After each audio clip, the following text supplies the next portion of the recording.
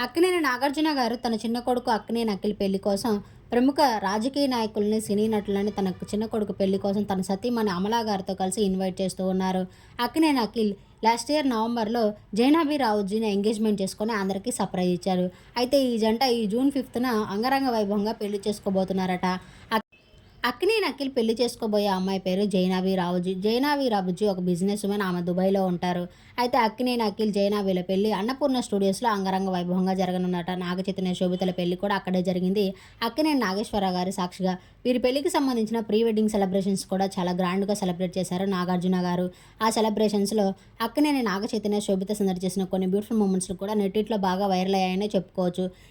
అయితే అక్కినేని అఖిల్, జైనాబీ రావుజీల పెళ్లి ఈ తెల్లవారుజాము కాడ బ్రహ్మముహూర్తంలో అంగరంగ వైభవంగా జరిగిందంట. వారి పెళ్లికి సంబంధించిన కొన్ని ఫస్ట్ వెడ్డింగ్ ఫోటోస్ ఇప్పుడు నెట్టింట్లో బయటకు వచ్చాయి. ఆ ఫోటోస్ కూడా సోషల్ మీడియాలో బాగా వైరల్ అవుతున్నాయని చెప్పుకోవచ్చు.